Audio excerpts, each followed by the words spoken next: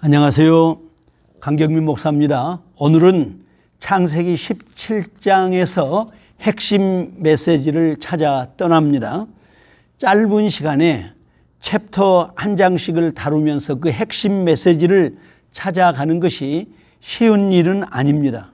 여러분에게는 어떻게 들렸는지 모르겠습니다만은 창세기 공부를 여러 번 반복했던 저에게는 참으로 유익한 시간들이었습니다. 성경은 자신이 성장한 것만큼 늘 새롭게 보인다라는 평범한 진리를 확인할 수 있었습니다. 16장에서 우리는 하갈의 하나님을 목도했었죠. 일은 사라가 저질렀지만 아브라함, 사라, 하갈 이 세 사람 사이에 엄청난 갈등이 폭발했었습니다.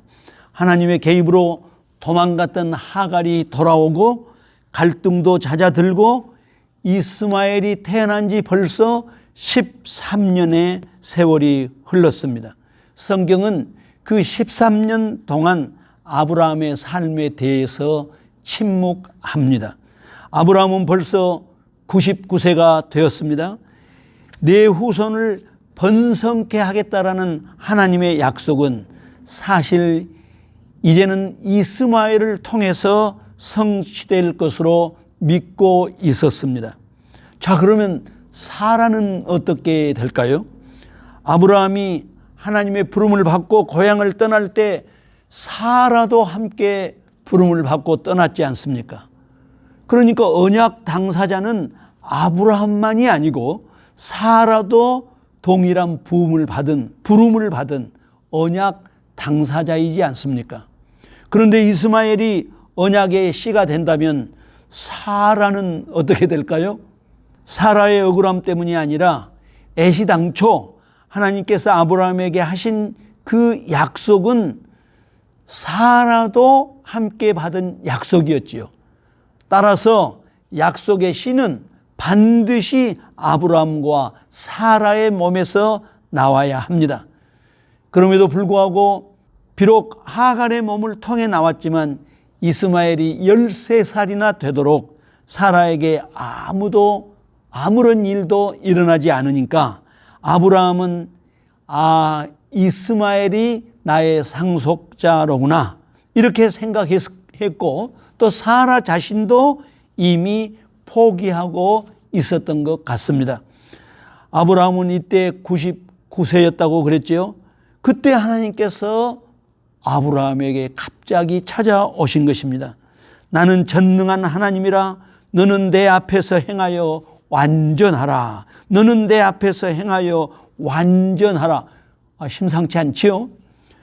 행하여 완전하라 이 말씀은 일관성 있게 걸으라.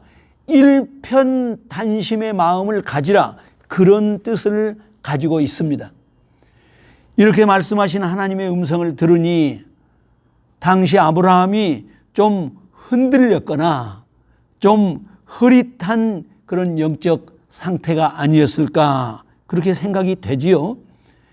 여기서 하나님은 다시 한번 아브라함과 맺었던 그 언약을 새롭게 하십니다. 15장에서 우리가 그 아브라함 언약의 참 놀라운 그 은혜의 단면들을 보았었죠. 15장에서 아브라함과 맺었던 그 언약은 일반적인 계약 의식을 따라서 그 쪼갠 동물 사이로 하나님의 임재를 상징하는 횃불이 지나갔지 않았습니까? 그 언약의 뜻은 언약 성취의 책임이 나에게 있다. 하나님에게 있다라는 것이 엄청나게 강조된 그런 상징적 메시지가 있었지 않습니까? 하나님께서 하나님의 명예를 걸고 어색한 표현이지만 이 언약이 이루어지지 않으면 내가 죽는다. 이런 메시지를 아브라함에게 전했던 그런 언약이었지 않습니까? 그 언약 성취의 과정에서 하나님의 주도성이 일방적으로 강조되었습니다. 그런데요, 17장에서 새롭게 된 이 할례 언약은 인간의 책임이 강조되고 있는 그런 언약입니다. 할례 언약을 말씀하시기 전에 벌써 분위기가 달랐죠. 나는 전능하신 하나님이라 너는 내 앞에서 행하여 완전하라. 너는 내 앞에서 일관성 있게 걸으라. 너는 내 앞에서 일편단심의 마음을 가져라.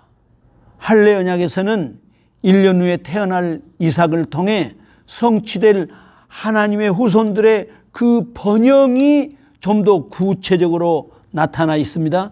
내가 너를 크게 번성케 하리라.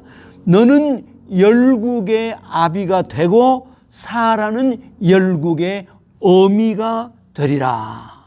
여기서 하나님은 두 사람의 이름을 바꾸셨죠. 아브라함은 아브라함으로, 사레는 사라로. 그러니까 아브라함은 열국의 아비, 사라는 열국의 어미, 이런 뜻이지 않습니까? 여러 나라의 아버지, 여러 나라의 어머니. 그랬으니까 일단 너의 후손이 크게 번성하리라는 것은 분명한데, 후손이 그저 번성한다, 이런 정도의 약속, 그저 개인적인 약속으로 그 말씀을 이해한다면 구태여 열국의 아비, 열국의 어미, 이런 표현이 필요 없지 않겠습니까? 열국의 아비, 열국의 어미란 뜻은 이 땅에 번성하는 모든 인류가 너처럼 하나님을 섬기는 그런 사람이 될 것이다. 그들이 세운 나라들이 모두 하나님을 경외하는 나라들이 될 것이다.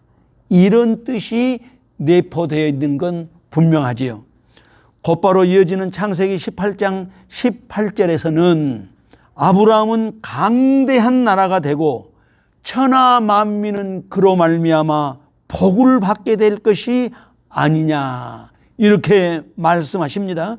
그리고 이어지는 18장 19절에서는 그 강대한 나라들, 그 번성한 나라들의 성격이 규정이 되지요. 내가 그로 그 자식과 권속에게 명하여 여호와의 도를 지켜 의와 공도를 행하게 하려고 그를 택하였나니 이는 나 여호와가 아브라함에게 대하여 말한 일을 이루려 함이니라. 할렐루야. 이 말씀이 500여 년 후 모세를 통해서 다시 다듬어지지요. 모세는 새로 태어날 이스라엘은 이런 나라가 돼야 한다, 이런 나라가 될 것이라고 하나님께서 약속하셨다라고 말씀하십니다. 출애굽기 19장 5절 6절, 그 유명한 말씀이지요. 세계가 다 내게 속하였나니 너희가 내 말을 잘 듣고 내 언약을 지키면 너희는 모든 민족 중에서 내 소유가 되겠고 너희가 내게 대하여 제사장 나라가 되며 거룩한 백성이 되리라. 너는 이 말을 이스라엘 자손에게 전할지니라. 예, 이것이 바로 아브라함이 열국의 아비가 되고 사라가 열국의 어미가 된다라는 실제적인 의미입니다. 그리고 그 언약의 표징으로 명하신 것이 할례입니다. 할례는 남자 성기의 표피를 자르는 것이었죠. 당시 아브라함은 99세에 이스마엘은 13세에 할례를 행했고 다음 세대들은 난지 8일 만에 할례를 행하라고 명령하셨습니다. 할례의 대상자는 아브라함, 그리고 모든 권속들 뿐만 아니라 오고 오는 모든 다음 세대, 언약의 세대에 다 세대가 포함된 거죠. 할례 언약의 가장 두드러진 특징은 바로 몸에 그 표징을 새기는 것입니다. 남자 성기의 표피를 베는 것이기 때문에 아주 다양한 추상적 해석이 따랐습니다만 가장 분명한 메시지를 놓치면 안 됩니다. 바로 자기 몸에 그 언약의 표징이 새겨진 것입니다. 할례 언약은 아브라함 자신이, 인간이 내가 언약 당사자인 것을 잊지 않는 것입니다. 내가 하나님의 언약 당사자인 것을 잊지 않은 것입니다. 나는 하나님과 언약을 맺은 자다. 이 사실을 내가 언제나 기억하고 또 만민에게 선포하는 것입니다. 하나님과 언약을 맺은 당사자의 그 무한 책임이 강조된 언약이 바로 할례 언약입니다. 그런가 하면 할례 언약을 통해 아브라함과 그 자손들이 처음부터 근본부터 깨달아야 할 진리가 있었습니다. 구원은, 하나님의 백성이 되는 것은 혈통에 의해 되는 것이 아니라는 사실. 혈통에 의해서 하나님의 백성이 되는 것이 아니라 하나님의 언약에 의해서 하나님의 백성이 된다라는 이 놀라운 진리를 깨닫는 것이었습니다. 아브라함과 그 아들 이스라엘만 아니라, 앞으로 올 이삭만 아니라 아브라함 공동체 안에 있는 모든 남자, 그가 이방인이든지 그가 종이든지 누구를 막론하고 할례를 받아야 했습니다. 뿐만 아니라 이스라엘 혈통이라 할지라도 할례를 받지 않으면 구원의 반열에서 끊깁니다. 이것은 구원이 하나님 나라의 백성이 되는 것이 혈통에 근거하지 않는다라는 것을 명백하게 가르친 진리입니다. 그때의 기준으로 보나 현재의 기준으로 보나 구원의 조건이 민족이나 종족 혹은 국가주의의 장벽을 이미 뛰어넘었다라는 것은 실로 혁명적인 사고요, 혁명적인 사건이었습니다. 하나님의 구원이 만방에 미친다라는 것을 이미 예고한 것입니다. 언약 당사자로서의 인간의 책임이 강조된 것과 구원은 온 인류에게 미치는 하나님의 주권적 은혜에 있다. 이 두 가지가 할례 언약이 의미하는 가장 중요한 메시지입니다. 성경에서 과정에서 성경이 강조하지 않는 것들이 지나치게 강조된다거나 명백하게 드러나 있는 메시지보다도 좀 모호한 것들이 더 강조되는 그런 해석의 경향성은 결코 바람직하지 않습니다. 역설적이지만 유명한 학자, 유명한 목사들이 가끔 이런 유혹에 빠지지요. 아마 대중의 박수 때문일 것입니다. 분명히 드러나는 메시지를 붙들고 더 깊어지고 더 풍성해지는 그런 성도의 반열에 우뚝 서시기를 소원합니다. 감사합니다. 기도하실까요? 하나님 아버지,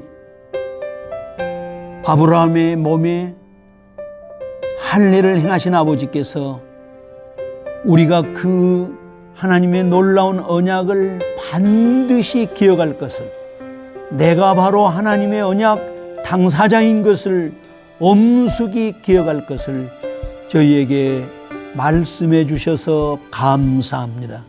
오늘날 우리가 하나님의 자녀인 것, 하나님 나라의 백성인 것, 이 엄숙한 진리를 언제나 기억할 수 있도록 성령 하나님 저희들을 도와주시옵소서.